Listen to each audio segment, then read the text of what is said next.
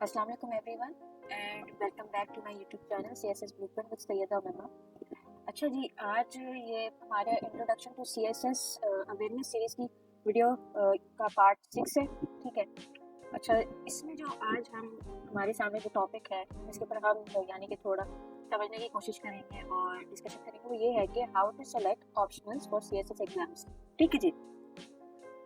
अभी तक हमने तकरीबन 1 to 5 जो वीडियोज़ हुई हैं उसमें हमने कहना चाहिए सीएसएस का ओवरव्यू पढ़ा कि सीएसएस क्या होता है, उसमें ग्रुप्स कौन से होते हैं, यानी कि बेसिक नॉलेज जो हर एक एस्पायरेंट को होनी चाहिए जब वो अपेयर हो रहे होते हैं। ठीक है। उसके बाद हमने उसके एलिजिबिलिटी क्राइटेरियाज देखे सीएसएस के एमपीटी लेवल पे भी और जो रिटन पेपर्स के लिए भी चाहिए होते हैं।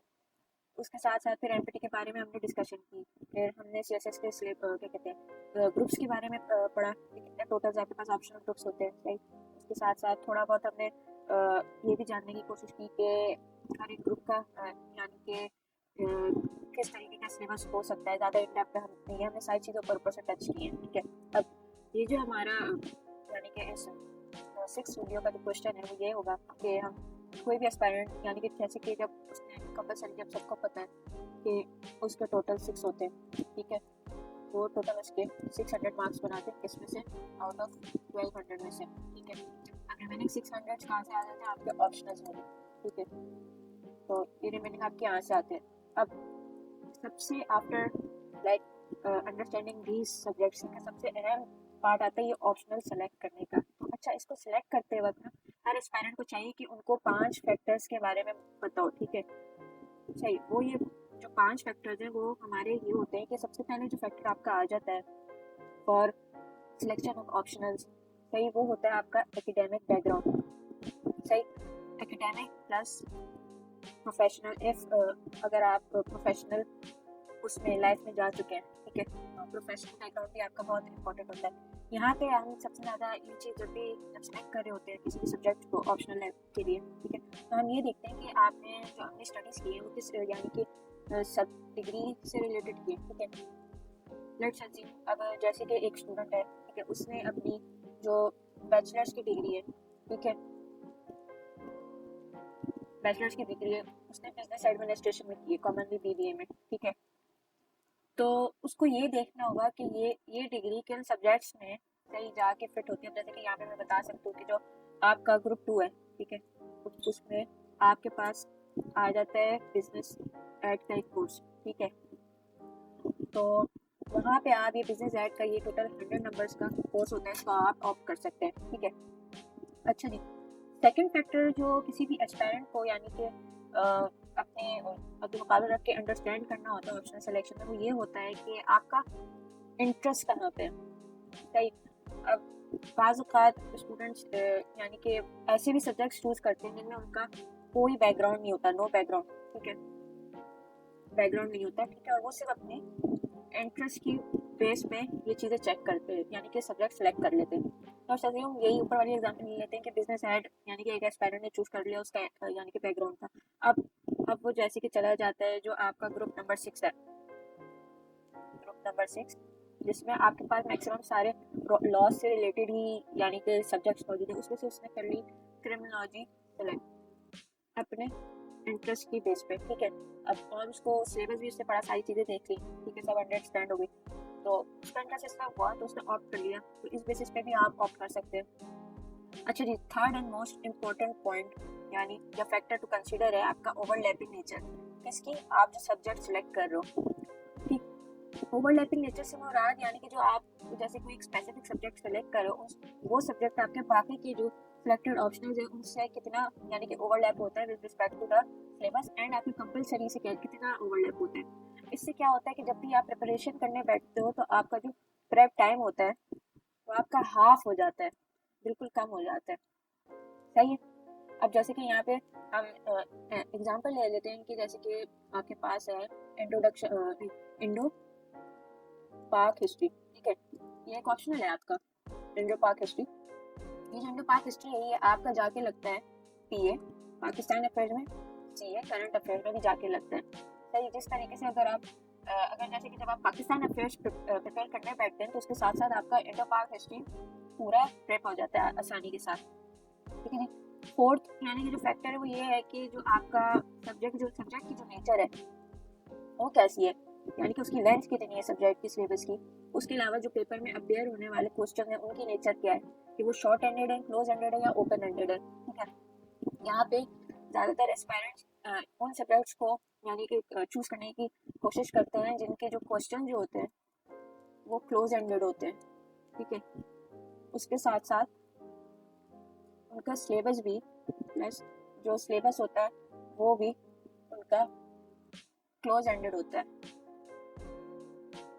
इससे क्या होता है कि एक एस्पायरेंट को पता होता है कि उसने यानी कि कितने यानी कि टॉपिक्स प्रिपेयर करने हैं और हर टॉपिक का उसको एक तरीके से एंड का पता होता है। ओपन एंडेड में नहीं होता, हर चीज़ आपकी अनएंडेड होती है, किसी भी तरीके से सवाल पूछ लिया जाता है और उसको किसी भी गेम से कभी भी लिंक किया जा सकता है। ठीक है, अच्छा जी।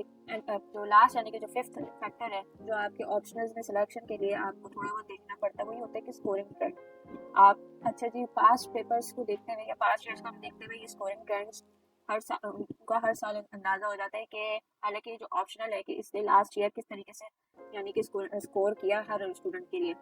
जब डीएमसीज आती हैं तो उनको देखते हुए ही पेरेंट्स को अंदाजा हो जाता है कि इस साल हमें ये ऑप्शनल जो है ये सिलेक्ट करना चाहिए या ये नहीं करना चाहिए। अगर जैसे कि लास्ट ईयर जो लेट्स अज्यूम के पॉलिटिकल साइंस का पेपर हिट हुआ है। ठीक है, हिट के मायने यानी कि उसमें जो स्कोरिंग ट्रेंड है वो कम है, तो नेक्स्ट ईयर जो एस्पायरेंट्स होंगे उनकी यही कोशिश होगी कि वो ये जो है सब्जेक्ट ऑप्ट ना करें। ठीक है, चलिए यहाँ तो बात हो गई।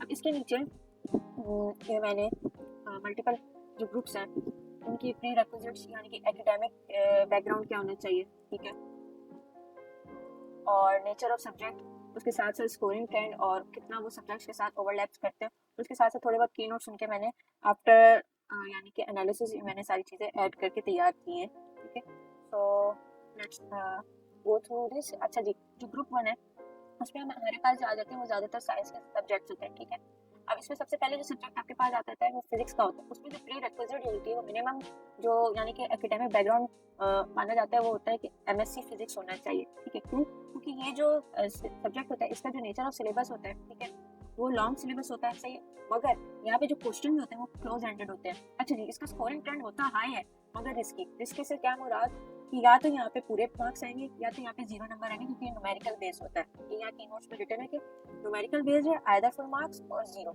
अच्छा, इसको तैयार करने के लिए पास पेपर्स आपको करना जरूरी है। मिनिमम 10 से 15 साल के आपको यानी कि पास पेपर की आपने प्रिपरेशन की हुई उनको तैयार किया हुआ। अच्छा, ये जो सब्जेक्ट है किसी भी दूसरे सब्जेक्ट से ओवरलैप नहीं करता। ठीक है, इसके बाद आपके पास आ जाते हैं केमिस्ट्री। वही एमएससी केमिस्ट्री चाहिए होती है जैसे फिजिक्स की थी, सही सेम लॉन्ग सिलेबस होता है, क्लोज एंडेड क्वेश्चन होते हैं। ठीक है, मगर यहाँ पे मॉडरेट स्कोरिंग होती है, ओवरलैप नहीं होता।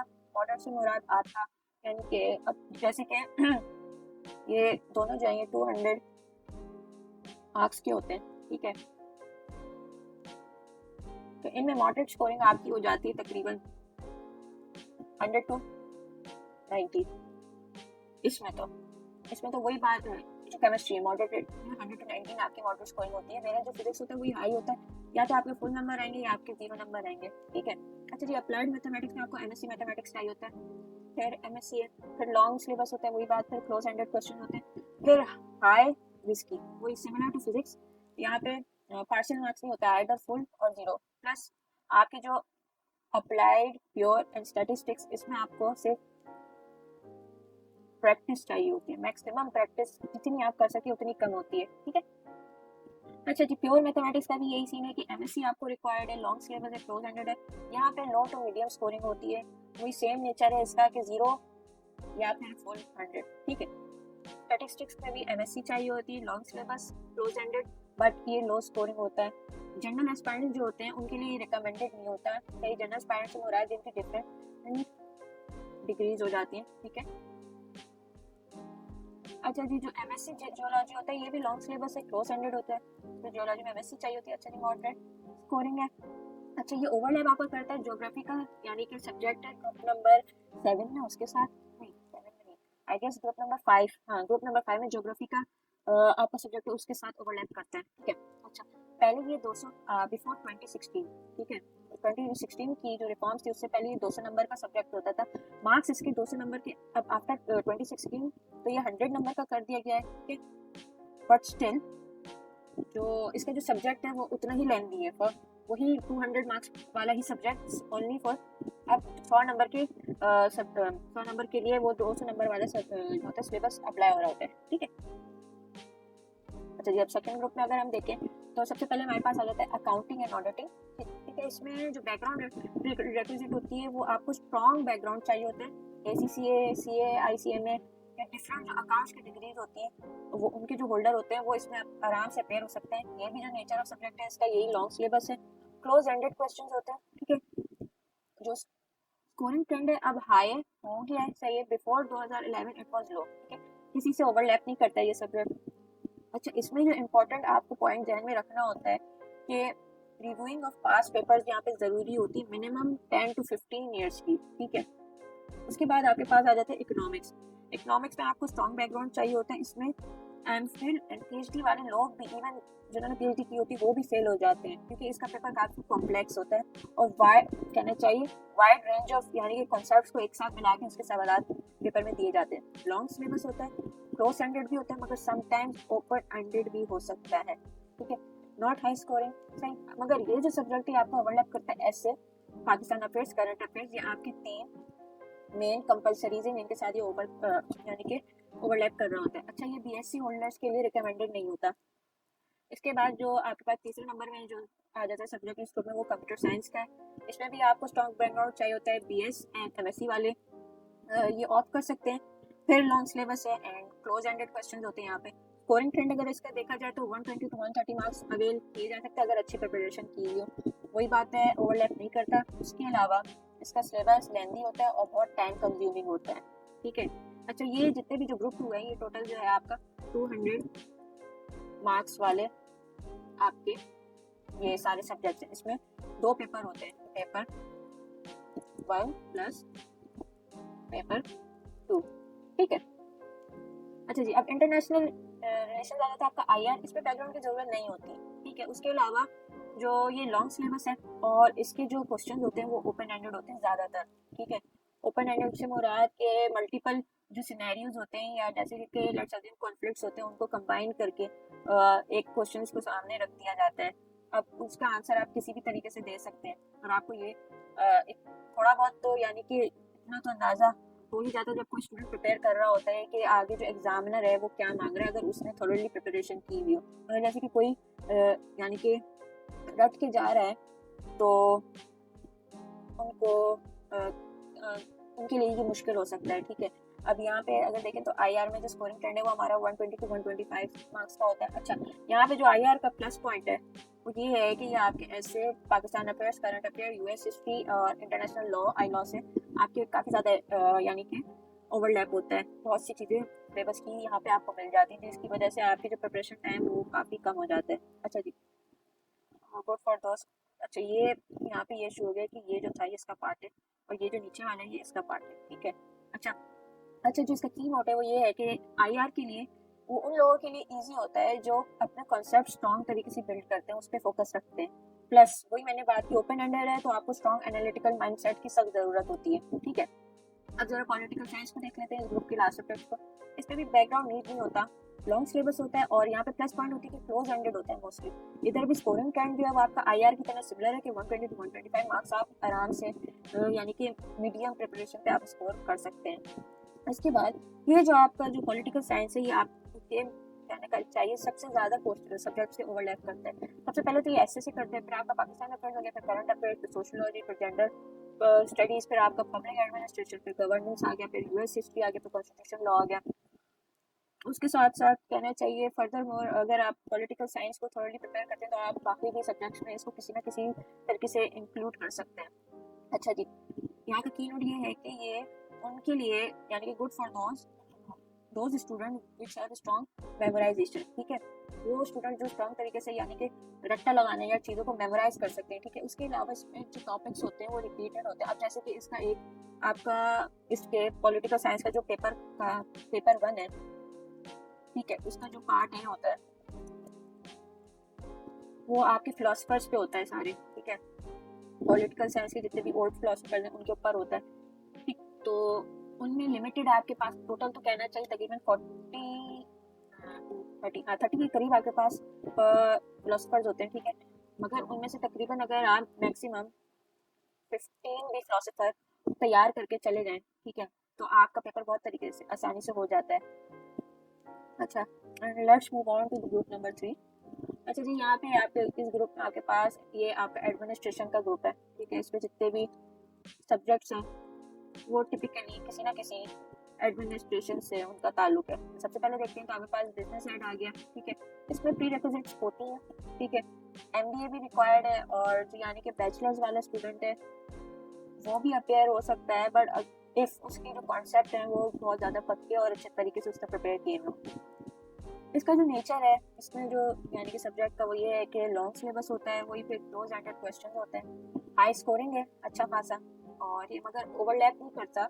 हाँ, अगर एस्पायरेंट के पास इतनी एनालिटिकल एबिलिटीज होते हैं, उसने अपनी अच्छी खासी डेवलप कर ली है, तो वो इसका सिलेबस भी अपने किसी ना किसी तरीके से दूसरे कोर्सेज में ओवरलैप कर सकता है। ये सिर्फ अपनी ये ओवरलैप करने वाली बात ना मैक्सिमम एक एस्पायरेंट की कहना चाहिए एबिलिटी के ऊपर होती है। जितनी वो अपनी एनालिटिकल एबिलिटी को यानी कि निखारेगा, अच्छा करेगा, उतना ज़्यादा उसको खुद ब खुद जब वो यानी कि पढ़ता जाएगा तो वो खुद ब खुद चीज़ों को दूसरे सब्जेक्ट की, दूसरे यानी कि नॉन ओवरलैपिंग सब्जेक्ट की भी किसी न किसी तरीके से ओवरलैप कर पाएगा दूसरे सब्जेक्ट के साथ, ठीक है। अच्छा जी, ये उनके लिए अच्छा होता है जिनका कॉमर्स का बैकग्राउंड होता है, और इवन कि अगर कॉमर्स का बैकग्राउंड नहीं है तो फिर भी आप ये जो है सब्जेक्ट आप ऑप्ट कर सकते हो। क्यों? क्योंकि ये जो सब्जेक्ट यानी कि जो इस सब्जेक्ट का सिलेबस है वो टोटल आपका अगर हम देखें तो 6 पार्ट्स के ऊपर डिवाइड होता है, ठीक है। अब उन 6 पार्ट्स में से आपके ऊपर सारे तकरीबन टोटल आपके पास पेपर में तो 7 क्वेश्चन आ रहे होते हैं, और हर पार्ट में से एक क्वेश्चन आ रहा होता है, और कभी कभार एक पार्ट में से एक्स्ट्रा क्वेश्चन भी आ जाता है। तो अगर जैसे कि आपने 4 अटेम्प्ट करने होते हैं क्वेश्चन, अगर आप 4 क्वेश्चंस को भी प्रॉपर तरीके से यानी कि 4 पार्ट्स को भी 4 to 5 पार्ट्स को भी इसमें से, ठीक है, प्रॉपर तरीके से प्रिपेयर करके चले जाए तो आपका पेपर इजीली यानी कि अटेम्प्ट हो जाता है और सही तरीके से सॉल्व भी हो जाता है। अच्छा जी, इसके बाद हमारे पास पब्लिक एडमिनिस्ट्रेशन आ जाता है। इस पर प्री रिक्विजिट नहीं होती, इसका सिलेबस भी लॉन्ग है मगर क्लोज एंडेड होता है, और ये स्कोर मीडियम इसका जो होता है वो 60% स्कोरिंग होता है, ठीक है। बट नॉर्मल यानी कि स्टडी करके सही तरीके से थोड़ा बहुत पढ़ के भी आप यानी कि 60 स्कोर कर लेते हैं, और अच्छी यानी कि स्टडी अगर आप करने लग के तो आप 80 प्लस तक ले जा सकते हैं। अच्छा, ये जो है आपका सब्जेक्ट, ये आपका SA Pakistan affairs current affairs and political science से ओवरलैप करते हैं। उसके अलावा ये सुटेबल है किनके लिए? कॉन्सेप्चुअल लर्नर्स के लिए। इसके बाद आपके पास आ जाती है गवर्नेंस एंड पब्लिक पॉलिसी। इसकी भी कोई प्री रिक्विजिट रिक्वायर्ड नहीं होती, सही। उसके अलावा जो नेचर ऑफ सब्जेक्ट होता है वो ये होता है कि ये लॉन्ग सिलेबस है, सही। अभी तक आप देख रहे होंगे तकरीबन मैक्सिमम जो यानी कि ऑप्शनल सब्जेक्ट हैं उनके सारे उन सब के सिलेबस ही लॉन्ग है, ठीक है। बस क्वेश्चंस की टाइप में फर्क आ रहा है, सही है, मगर मैक्सिमम के जो सिलेबस है वो लॉन्ग ही है, ठीक है। अच्छा जी, यहाँ पे जो क्वेश्चन होते हैं वो ओपन एंडेड होते हैं।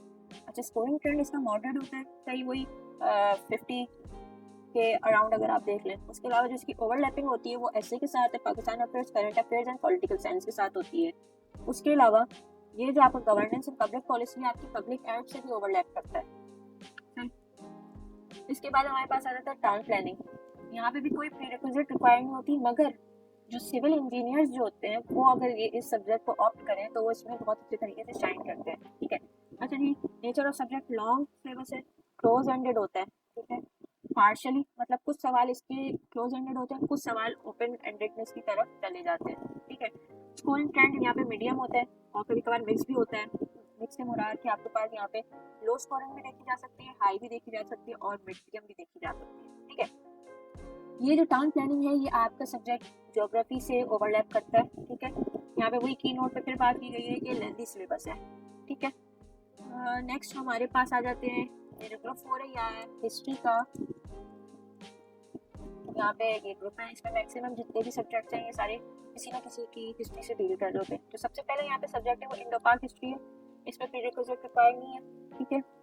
लॉन्ग सिलेबस है, क्लोज एंडेड क्वेश्चन होते हैं, मगर पार्शली थोड़े बहुत ओपन एंडेडनेस की तरफ भी जा सकते हैं। अच्छा, अगर आप यहाँ पे लाइन से देखेंगे जो ये 1 2 3 4 एंड 5 जो ये पांचों के पांचों हैं, इनमें कोई प्री रिक्विजिट रिक्वायर्ड नहीं है, किसी भी बैकग्राउंड का बच्चा ही इसको पिक कर सकता है, ठीक है। उसके बाद जो नेचर ऑफ सब्जेक्ट है वो वही सिमिलर है, लॉन्ग सिलेबस है, क्लोज एंडेड, पार्शियली क्वेश्चन है वही long syllabus, close ended question, partially open ended की तरह long syllabus, close ended, partially open ended की तरफ फिर जा रहा है। ईयू हिस्ट्री भी, तो यूएस हिस्ट्री में आपके पास मीडियम सिलेबस है, क्लोज एंडेड है एंड पार्शियली ओपन एंडेड की तरफ भी जा सकता है, ठीक है। अच्छा जी, इंडो पाक एंड हिस्ट्री का अगर हम स्कोरिंग ट्रेंड देखें तो मीडियम ज़्यादातर होते हैं, मगर इसमें मिक्स भी हो जाता है, हाई की तरफ भी चला जाता है और लो की तरफ भी चला जाता है। जब लो होता है तो उस वक्त पेपर को हिट किया जाता है, ठीक है। अच्छा, ये जो सब्जेक्ट है आपका ओवरलैप करता है ऐसे Pakistan affairs, current affairs and political science से, ठीक है। अब की नोट्स में अगर आप देखें, जो पाकिस्तान अफेयर्स अगर कोई प्रिपेयर कर रहा है, ठीक है, उसका प्रॉपर तरीके से, तो इंडो पाक हिस्ट्री का जो सिलेबस है वो 1947 से 99 तक का जो सिलेबस है वो पाकिस्तान अफेयर्स की यानी कि सिलेबस में कवर हो जाएगा। उसके अलावा भी अगर हम नोट करें तो पाकिस्तान अफेयर्स में बिफोर 1947 का भी पार्ट होता है पाकिस्तान अफेयर्स में, ठीक है, और वो भी इंडो पाक हिस्ट्री में आता है तो वो भी कवर हो जाएगा, ठीक है। अच्छा जी, इस्लामिक हिस्ट्री इसका स्कोरिंग ट्रेंड देखें तो मीडियम है, ठीक है। ये आपकी इस्लामिक स्टडी जो कंपलसरी है एक सब्जेक्ट, उससे आपका ओवरलैप करता है। अच्छा, इसमें जो मसला आता है वो ये है कि इसकी जो रिसोर्सेज की जो एक्सेस है वो थोड़ी मुश्किल होती है, मगर ये आपका तकरीबन 1 मंथ रहता है कंप्लीट करने में। उसके बाद आपके पास ब्रिटिश हिस्ट्री आ जाती है, ठीक है। इसका स्कोरिंग ट्रेंड भी मीडियम है, ये आपका ओवरलैप करता है एसए से, पॉलिटिकल साइंस है एंड इंटरनेशनल रिलेशन से, ठीक है। इसमें जो यानी कि रिक्वायर्ड प्रिपरेशन डेज होते हैं वो 35 to 40 डेज होते हैं। अच्छा, फिर यूरोपियन हिस्ट्री आ जाती है, इसकी जो स्कोरिंग ट्रेंड है वो गुड है, यानी कि 70 to 80 के अराउंड, ठीक है। ये आपका ओवरलैप होता है एसए के साथ, IR, international relation and political science के साथ। इसका काफ़ी एक्सटेंसिव सिलेबस है, ठीक। फिर यूएस हिस्ट्री है, US history medium to high होता है, ये मिक्सचर होता है इनका, ठीक है। ये जो आपका ओवरलैपिंग अगर यहाँ देखें तो वही ऐसे current affairs, political science and IR, मगर ये जो आपका जो पेपर होता है ना ये यूएस एम्बेसी चेक करती है, ठीक है। उसके अलावा ये 10 to 14 डेज में ये आराम से प्रिपेयर किया जा सकता है due to its syllabus nature which is of medium in length, ठीक है।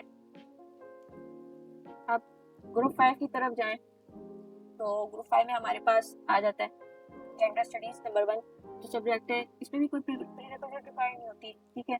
इसका सिलेबस मीडियम होता है, सही। उसके अलावा जो इसके क्वेश्चन जो पेपर में आते हैं वो क्लोज एंडेड होते हैं पार्शली कुछ, सही, और कुछ जो होते हैं वो ओपन एंडेड की तरफ भी चले जाते हैं। स्कोरिंग ट्रेंड इसका गुड है, मगर मिक्स भी हो सकता है, ठीक है।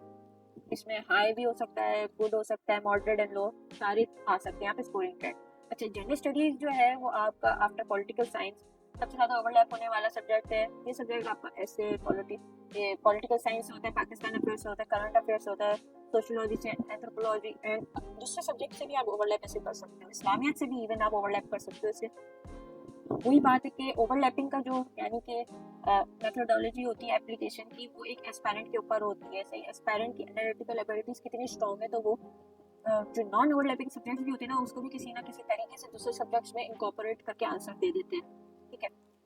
फिर इसका जो यानी कि ये एससी की प्रिपरेशन में जेंडर स्टडीज में से एक पूरा थीम भी आराम से प्रिपेयर किया जा सकता है, ठीक है। ये काफ़ी बड़ा प्लस पॉइंट होता है, एक पूरा थीम यानी कि आप प्रिपेयर करके इस एसए के पेपर में जा रहे हो और लेट्स अज्यूम ये जनरल स्टडीज़ की तरफ यानी कि वहीं से आपका एक एसए उसके ऊपर ही ऐसे लग गया तो आप तो ओवर द मून हो गए आराम से, ठीक है। इसके बाद आप देखें तो एनवायरमेंटल साइंस आ जाती है, सही है। इस पर प्री रिक्विजिट पार्शियली रिक्वायर्ड होती है बट इतनी ज़्यादा स्ट्रॉन्ग यानी कि उसका इफेक्ट नहीं होता। अच्छा, जो यानी कि जिनके पास बीएससी का बैकग्राउंड होता है एनवायरमेंटल साइंस या बायोलॉजी का, उनकी इस सब्जेक्ट पे थोड़ी ग्रिप स्ट्रॉन्ग हो जाती है, मगर जो जैसे कि नॉन बैकग्राउंड वाले भी जो एस्पायरेंट होते हैं वो भी इसको काफ़ी अच्छे तरीके से टैकल कर सकते हैं। इसमें जो यानी कि इसका जो सब्जेक्ट है वो लॉन्ग होता है और सारे क्वेश्चन इसमें क्लोज एंडेड होते हैं, स्कोरिंग ट्रेंड भी मीडियम होता है, सही। इसके अलावा जो ये एनवायरमेंटल साइंस होता है ये आपके ऐसे करंट अफेयर्स एंड ज्योग्राफी में बहुत काम आता है। उसके अलावा आजकल तो अगर हम करंट उसमें देखें जो हैपनिंग हो रही होती है तो पाकिस्तान अफेयर्स में भी एनवायरमेंटल साइंस आपका एप्लीकेबल हो रहा होता है, ठीक है। इसका एक्सटेंसिव सिलेबस है। उसके अलावा प्लस पॉइंट ये है कि ये जनरल साइंस से भी तकरीबन 10 से 15% ओवरलैप हो रहा होता है। एक पूरा एनवायरमेंटल साइंस का एक पूरा पोर्शन यहाँ पे मौजूद है जनरल साइंस में जो आप कवर कर सकते हो, ठीक है। अच्छा जी, इसके बाद अब एग्रीकल्चर एंड फॉरेस्ट्री है। जो जिसमें साइंस बैकग्राउंड पार्शियली रिक्वायर्ड होता है, ठीक है, मगर बैकग्राउंड वाले भी ऑप्ट कर सकते हैं, मगर इसमें कुछ साइंटिफिक टर्मिनोलॉजीज होती है, कुछ साइंटिफिक कॉन्सेप्ट्स होते हैं जिनको समझना बहुत ज़रूरी होता है। जो सिलेबस है इसका वो मीडियम लेंथ का होता है, और प्लस पॉइंट कोई के क्लोज एंडेड आपके क्वेश्चन होते हैं। स्कोरिंग ट्रेंड इसमें मिक्स होता है, ठीक है, मिक्स से मुराद के मीडियम भी हो सकता है और हाई भी हो सकता है, लो भी हो सकता है, ठीक, ओवरलैप नहीं करता ये किसी दूसरे सब्जेक्ट से। इसमें आपको 15 से 18 दिन की ज़रूरत होती है कंप्लीट प्रिपरेशन की, सही। और वही बात है, साइंटिफिक टर्मिनोलॉजीज के ऊपर आपको हैंडलिंग होना बहुत ज़रूरी होती है। उसके बाद आपके पास आ जाता है बॉटनी, ठीक है, इसमें एमएससी बॉटनी मिनिमम रिक्वायरमेंट है, ठीक है। इसका सिलेबस जो है वो मीडियम है और क्लोज एंडेड क्वेश्चंस होते हैं, स्कोरिंग ट्रेंड इसका अच्छा होता है और ओवरलैप नहीं करता। कुछ यानी कि medium syllabus in a sense के बाकी जितने भी ऊपर जो लॉन्ग सिलेबस थे उससे कुछ लेवल पे थोड़े यानी कि कुछ टॉपिक्स कम होता है। अच्छा, लेंथी सिलेबस उनके लिए होता है कि जिनका बैकग्राउंड नहीं होता और वो ये लोग इंटरेस्ट की बेसिस पे ऑप्ट कर लेते हैं। अच्छा, ये एमएससी होल्डर्स के लिए थोड़ा बहुत मीडियम लेवल का थोड़ा ईजियर पड़ता है, ठीक है। उसके बाद आपके पास जूलॉजी आ जाती है। जूलॉजी में आपको एमएससी रिक्वायर्ड होती है, ठीक है, लॉन्ग सिलेबस है यहाँ पे, ठीक है, बनिस्बत बॉटनी के और 400 क्वेश्चन है। स्कूल टर्न अब इसका करंट टाइम में गुड है, ठीक है, ओवरलैप नहीं करता है, सेम सिमिलर टू बॉटनी। अच्छा, अगर हिस्टोरिकली अगर हम जूलॉजी के मार्क्स देखें तो बहुत लो अवार्ड किए जाते थे, बट आफ्टर 2016 यहाँ पे तो कुछ बेहतरी देखी गई है। अब ये जो है इंग्लिश लिटरेचर में आपको प्री रिक्विजिट होना ज़रूरी होता है। उसके अलावा इसका सब्जेक्ट की जो सिलेबस की नेचर है वो लॉन्ग है और क्वेश्चन इसके जो होते हैं वो ओपन एंडेड होते हैं। ये यहाँ पे इसका एक डिसएडवांटेज या नेगेटिव पॉइंट आप समझ लें, क्योंकि open ended can either make और ब्रेक एन एस्पायरेंट, ठीक है, या तो छक्का होगा या तो आउट होगा, ठीक है। उसके बाद स्कोरिंग ट्रेंड में मीडियम स्कोरिंग ट्रेंड होता है और इंग्लिश लिटरेचर का प्लस पॉइंट आपको ऐसे में जो आपकी लिटरेरी एसेज आते हैं उसमें काफ़ी मदद देते हैं, ठीक है। मगर यहाँ पे एक चीज़ का अंदाज़ा होना चाहिए कि यहाँ पे जो होते हैं, जो पेपर चेकर होते हैं, एग्जामिनर जो होते हैं, जो चेक करने वाले, वो यूनिवर्सिटी प्रोफेसर तो सारों में ही होते हैं, मगर ये इंग्लिश लिटरेचर के थोड़ा टफ तरीके से चेक करते हैं, जिसकी वजह से हाई स्कोर आना मुश्किल होता है, ठीक है। अब लास्टली हमारे पास उर्दू लिटरेचर है। उर्दू लिटरेचर में आपका प्री रिक्विजिट कुछ ना कुछ 50-50 अगर आप कर लें तो कुछ लोग कहते हैं कि जी होना ज़रूरी है, कुछ कहते हैं नहीं, बैकग्राउंड रिक्वायर्ड नहीं, तो इस तरीके से होता है, ठीक है। ये लॉन्ग सिलेबस होता है इसका, वही क्लोज एंडेड कुछ सवाल होते हैं, कुछ आपके ओपन एंडेड होते हैं और स्कोरिंग ट्रेंड मीडियम होता है, ओवरलैप नहीं करता उर्दू किसी से, ठीक है। मगर अगर आपने जैसे कि उर्दू ऑप्ट किया है तो अब अगर एमपीटी में इसकी थोड़ी बहुत इसकी तरफ से थोड़ी बहुत मदद आ सकती है एमपीटी की प्रिपरेशन में, मगर उसमें भी जो उर्दू का सेक्शन होता है वो तकरीबन 20 मार्क्स का होता है, तो एज सच कोई इतना इम्पैक्टफुल नहीं होता। अच्छा, यहाँ पे वोकैबलरी और राइटिंग स्किल्स प्लस ग्रामर और जो आपके पेयर मेमोराइज करने का होता है ये बहुत ज़रूरी होता है यहाँ पे, ठीक है। अब चलें जी ग्रुप 6 की तरफ। ग्रुप 6 जो है आपका तकरीबन सारा लॉ के ऊपर बेस्ड है। सबसे पहले आपके पास आ जाता है लॉ, सिंपल, इसमें लॉ ग्रेजुएट होना ज़रूरी होता है, ठीक है। इसका प्लस पॉइंट यही है, अगर जो लॉ ग्रेजुएट होंगे वही यहाँ पे जो एप्लीकेशन होती है उसको बेहतर तरीके से समझ के इस पेपर को सॉल्व कर सकते हैं। लॉन्ग सिलेबस है मगर ये क्लोज एंडेड होता है, कुछ सवाल कभी कभार ओपन एंडेड की तरफ भी चले जाते हैं। स्कोरिंग ट्रेंड इसका अच्छा होता है मगर ये किसी सब्जेक्ट से ओवरलैप नहीं करता, ठीक है। यहाँ पे कोई जनरल लॉ का सब्जेक्ट आपका आता है, एलएलबी जो होते हैं बेसिकली वही उनके सब्जेक्ट एप्लीकेबल होते हैं। अच्छा जी, कॉन्स्टिट्यूशन लॉ जो होता है उसमें प्री रिक्विजिट तो कोई नहीं होती। उसके बाद आपके पास मीडियम सिलेबस होता है और क्लोज एंडेड होता है ये पूरा, ठीक है। कुछ कभी कभार कुछ ओपिनियन बेस आपके पास सवालात आ जाते हैं, ठीक है। उसके अलावा स्कोरिंग ट्रेंड आपका अच्छा होता है और जो ओवरलैपिंग होती है वो आपके ऐसे Pakistan affairs, current affairs, political science, US history, Indo पाक हिस्ट्री से की जाती है। ये काफ़ी ज़्यादा यानी कि सब्जेक्ट्स के साथ इसकी ओवरलैपिंग हो रही होती है, ठीक है। जो क्राइमर्स होते हैं यानी कि कॉमन जबान में जिनको रट्टा लगाने वाला बोलते हैं उनके लिए ये कॉन्स्टिट्यूशन लॉ का सब्जेक्ट काफ़ी अच्छा होता है। इसके बाद अगर हम देखें तो हमारे पास आई लॉ का सब्जेक्ट है, ठीक है, इंटरनेशनल लॉ का। ये इसमें भी प्री रिक्विजिट रिक्वायर नहीं होती, मीडियम सिलेबस होते हैं, लेंथ क्लोज एंडेड क्वेश्चन होते हैं। इसमें जो आपका स्कोरिंग ट्रेंड होता है वो मीडियम होता है, उसके अलावा मिक्स भी हो जाते हैं और ये आपको ओवरलैप करता है IR, international law, current affairs and essays के साथ, ठीक है। वही ओवरलैप है आईआर, ठीक है। फिर मुस्लिम लॉ एंड जूरिस्प्रूडेंस आ जाती है, इसमें पार्शियली रिक्वायर्ड होती है अगर ना भी हो तो ऐसा आप ये सब्जेक्ट ऑप्ट कर सकते हैं। मीडियम सिलेबस होता है इन नेचर, ठीक है, क्लोज एंडेड क्वेश्चंस होते हैं, स्कोरिंग गुड होती है और ये आपका इस्लामिक स्टडीज से ओवरलैप करती है। मीडियम सिलेबस शॉर्ट सिलेबस होने के साथ साथ वही आगे जो की नोट्स है शॉर्ट सिलेबस वही ओवरलैप्स विद इस्लामिक स्टडीज। तो जो इस्लामिक स्टडीज को प्रॉपर्ली प्रिपेयर करता है तो उसका साथ साथ मुस्लिम लॉ एंड जूरिस्प्रूडेंस की बहुत सी चीज़ें भी कवर हो जाती हैं, ठीक है, इसलिए शॉर्ट सिलेबस हो जाता है। अच्छा जी, मर्केंटाइल लॉ के लिए आपको बैकग्राउंड वो भी एकेडमिक का होना ज़रूरी है। यहाँ पे लॉ अगर इकोनॉमिक्स का बैकग्राउंड होना मस्ट है, ठीक है। उसके अलावा ये लॉन्ग सिलेबस है और क्लोज एंडेड क्वेश्चन होते हैं, स्कोरिंग गुड है, ठीक है, ओवरलैप किसी से नहीं करता, कभी कभार मिड लेवल स्कोरिंग सब्जेक्ट भी बन जाता है, ठीक है। अब क्रिमिनोलॉजी जो है वो उसकी उसमें यानी कि कोई ऐसा इतना प्रीरिक्विजिट रिक्वायर्ड नहीं होता, सही, कोई भी एस्पायरेंट इसको ऑप्ट कर सकता है। मीडियम सिलेबस होता है, क्लोज एंडेड क्वेश्चंस भी आते हैं और पार्शली ओपन एंडेड भी हो जाते हैं, ठीक है। ये जो क्रिमिनोलॉजी का पेपर होते हैं टोटल 4 पार्ट्स के ऊपर मुश्तमिल होता है, ठीक है। तो हर पार्ट्स में से आपको 2 क्वेश्चंस ऑप्ट करने होते हैं, ठीक है, 4 पार्ट्स जिसमें से 2 क्वेश्चंस आपको ऑप्ट करने होते हैं, ठीक है। तो उसी लिहाज से फिर आप अपने टॉपिक्स भी प्रिपेयर करते हैं। इसका स्कोरिंग ट्रेंड अच्छा गुड है, सही, ये आपका एस और सोशियोलॉजी के पेपर में भी मदद करते हैं, मगर उसके साथ साथ आपका ये करंट अफेयर्स और पाकिस्तान अफेयर्स और कहना चाहिए आपकी इस्लामिक स्टडीज में भी मदद कर सकते हैं। कि वही बात है कि एस्पायरेंट के ऊपर है कि वो किस तरीके से यानी कि सब्जेक्ट्स को ओवरलैप करता है, ठीक है। आगे फर्दर ये कि साइकोलॉजी से भी ओवरलैप हो जाता है, ठीक है। कभी कभार जिन जो एस्पायरेंट यानी कि इसको प्रॉपर्ली तरीके से प्रिपेयर नहीं करते उनके लिए काफ़ी लेंथी सिलेबस भी यानी कि प्रेजेंट हो सकता है। फिर आ जाता है आपके पास फिलोसफी का सब्जेक्ट, ठीक है। इसमें रिक्वेजिशन पार्शल तौर पे रिक्वायर्ड होती है कि अगर हो तो अच्छी बात है।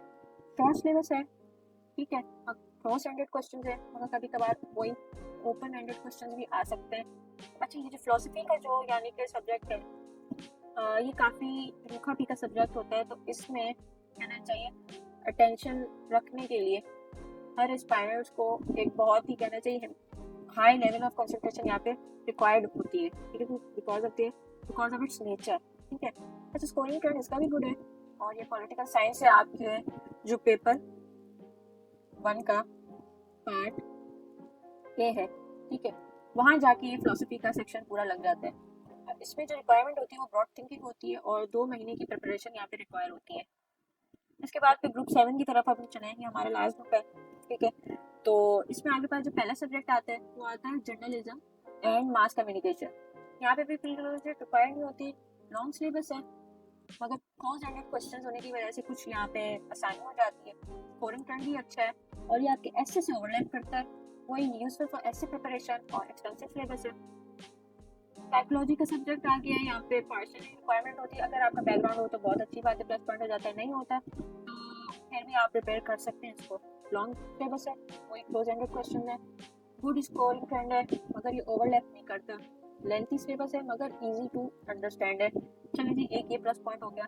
अच्छा जी, ये आ गया ज्योग्राफी का सब्जेक्ट, इसमें भी रिक्विजिट आपको होता है पार्शियल तौर पे रिक्वायर्ड, इसका भी लॉन्ग सिलेबस है और क्लोज एंडेड क्वेश्चन है। स्कोरिंग ट्रेंड इसका मीडियम होता है मगर sometime it move towards mixed, सही। अच्छा, ये जो ओवरलैप करता है आपके इकोनॉमिक्स से और एनवायरमेंटल साइंस से, जैसे कि मैंने ऊपर बताया था, ठीक है। उसके बाद सिलेबस लेंथी है और इसमें जो रीजनल ज्योग्राफी होती है वो एक्सक्लूडेड होती है। लेट्स अज्यूम पाकिस्तान की इसमें जो आपके पास आ जाती है ज्योग्राफी, वो उसके ऐसे इतने सवाल नहीं आते, ठीक है। फिर आपके पास सोशियोलॉजी आ जाती है, उसमें भी कोई प्रीरिक्विजिट रिक्वायर्ड नहीं होती, इसका मीडियम सिलेबस होता है और क्लोज एंडेड क्वेश्चंस होते हैं, partially sometimes open ended can appear, ठीक है। स्कोरिंग ट्रेंड हाई होता है और ओवरलैप करते हैं जिससे ऐसे Pakistan affairs, political science, gender आपका क्रिमिनोलॉजी से। फिर यहाँ पे जो सिलेबस होता है वो मास्टर लेवल का होता है, तो ये समटाइम्स कुछ एस्पायरेंट्स के लिए प्रॉब्लमेटिक भी बन सकता है। अच्छा जी, यहाँ पे जो इसके बाद जो हमारे पास सब्जेक्ट है वो एंथ्रोपोलॉजी का है, प्रीरिक्विजिट नहीं है, ठीक है, लॉन्ग सिलेबस है, क्लोज एंडेड है, वही फिर सिमिलर सोशियोलॉजी का पार्शली ओपन एंडेड हो सकता है मगर इसमें जो स्कोरिंग ट्रेंड है वो गुड हो सकता है और मिक्स की तरफ भी मूव कर सकता है। ये जो ओवरलैप करता है आपका एसए से, पॉलिटिकल साइंस से, जेंडर से, इकोनॉमिक्स से, टाउन प्लानिंग से। उसके अलावा एसए में आपको जो एंथ्रोपोलॉजी होती है वो आपके सोशल इश्यूज में भी मदद कर सकती है, ठीक है, एक्सप्लेन करने के लिए, जैसे कि आपका कोई इशू, और पहले ही बता दिया मैंने कि जेंडर स्टडीज से ओवरलैप करते हैं। लास्टली आपके पास आ गई ऑल द यानी कि available languages in this group, ठीक है। तकरीबन 5 to 6 है, ठीक है, जितनी भी लैंग्वेज है उसमें जो प्री रिक्विजिट सिर्फ ये होता है कि जो ये है कि नेटिव स्पीकर होने चाहिए, उनकी मदर टंग होनी चाहिए, तब वो जाके ये सब्जेक्ट ऑप्ट करें तो उनके लिए ये सब्जेक्ट स्कोरिंग इजीली बन सकता है, ठीक है। अच्छा, इस इन सारी लैंग्वेजेस के जो यानी कि सिलेबस है वो मीडियम लेंथ में होता है और क्लोज एंडेड क्वेश्चंस आते हैं। अब स्कोरिंग ट्रेंड यहाँ पे मिक्स होता है या मीडियम से हाई की जाने भी होते हैं। लोगों की कहना चाहिए जो 2020 यानी कि 3 में जो टॉपर थे आदिल रियाज गुंदाल, उनके मेरे ख्याल से 80 प्लस यानी कि पंजाबी में उनका स्कोर था, ठीक है। इसी तरीके से डिफरेंट स्कोरिंग ट्रेंड होता है। और उसी साल जो सिंधी का पेपर था वो उसमें जिन जिन लोगों ने ऑप्ट किया था उनका 60 के अराउंड 60 प्लस के अराउंड उनका स्कोरिंग था, ठीक है। तो उससे ये अज्यूम हुआ था कि सिंधी का पेपर काफ़ी बुरी तरीके से हिट किया गया था, ठीक है। तो ये सिनेरियोज भी हो सकते हैं, ठीक है। ये जो सब्जेक्ट्स हैं जितने भी लैंग्वेजेस के, ये किसी से ओवरलैप नहीं करते हैं। और वही बात है कि कैन सिक्योर 2020 इन आंसर्स है ये, मगर फास्ट राइटिंग रिक्वायर्ड होती है, स्ट्रॉन्ग वोकैबुलरी ग्रामर रिक्वायर्ड होती है, और यहाँ पे क्योंकि लैंग्वेज है तो शेर तो होना ज़रूरी होता है। अच्छा जी, ये तो सारे हमने आज बात की कि टोटल ग्रुप यानी कि 7 है कि इनमें से कौन कौन से सब्जेक्ट्स में क्या क्या एकेडमिक रिक्वायरमेंट्स होती हैं, उनके सब्जेक्ट की नेचर क्या होती है, सिलेबस कितने लंबे होते हैं, क्वेश्चंस किस तरीके के आते हैं, स्कोरिंग ट्रेंड उनका क्या होता है, उसके साथ साथ वो डिफरेंट सब्जेक्ट के साथ ओवरलैप कर रहे होते हैं, और उनके अंदर डिफरेंट की नोट जो थे वो भी मैंने एक्सप्लेन किए। तो अगर हम देखें तो यहाँ पे अब तो जो सबसे ज़्यादा आपके ओवरलैपिंग और हाई स्कोरिंग सब्जेक्ट आ जाते हैं, ठीक है, डिफरेंट ग्रुप्स में से। तो अगर आप यहाँ देखें जैसे ग्रुप 2 में आपके पास आ जाते हैं सबसे ज़्यादा ऑप्ट होने वाले भी और अच्छा स्कोर देने वाले भी। एक आपका पॉलिटिकल साइंस है, दूसरा आपका IR है, इंटरनेशनल लॉ, ठीक है। उसके बाद आपके पास ग्रुप 3 में से जो लोग करते हैं पब्लिक एड भी बहुत ज़्यादा ऑप्ट करते हैं, और इसके अलावा ग्रुप 4 में से आपके पास US हिस्ट्री हो गई, इंडो पाक भी लोग ऑप्ट करते हैं, एंड इसमें यूरोपियन हिस्ट्री भी लोग ऑप्ट करते हैं। और ग्रुप 5 में आपके पास जेंडर स्टडीज़ आ गई, इन्वायरमेंटल स्टडीज़ सबसे ज़्यादा यानी कि जो साइंस है वो ऑप्ट होने वाला सब्जेक्ट है। इसके साथ साथ ग्रुप 7 में आपके पास law, I law and criminology, even philosophy भी अच्छा खासा लोग ऑप्ट करते हैं। एंड 7 में आपके पास सारी यानी कि लैंग्वेजेस में जो मैक्सिमम जो यानी कि ऑप्ट हो रही होती है वो आपकी पंजाबी हो गई, आपकी सिंधी हो गई, आपकी पश्तो हो गई, बलोची हो गई।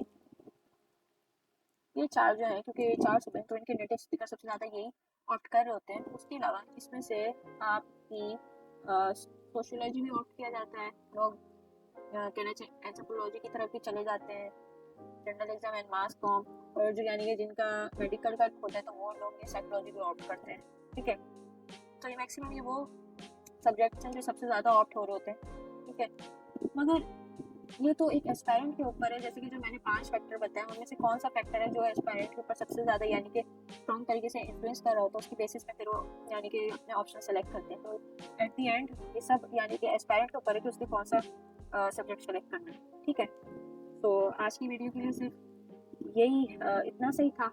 इंशाल्लाह ताला होपफुली इसके बाद अब हमारी एक या 2 वीडियोस रह गई होंगी इस सीरीज़ की, ठीक है। फिर इंशाल्लाह ये सीरीज़ ख़त्म हो जाएगी। फिर हम इसकी बाद हम मेरी ये कोशिश होगी कि हम थोड़ा जो कंपलसरीज जो सब्जेक्ट्स हैं उसके सिलेबस को थोड़ा इन डेप्थ और जो उनसे रिलेटेड जो प्रॉपर यानी कि जो रिसोर्सेज हैं जो एप्लीकेबल हो सकती है मल्टीपल वेज में, और आपस में भी इन सब्जेक्ट्स को इंटरेक्ट कर सकती हैं, ओवरलैप कर सकती हैं, तो वो मैं बताऊँ आपको, ठीक है। So that's all for today and from my side. So take care and Allah Hafiz.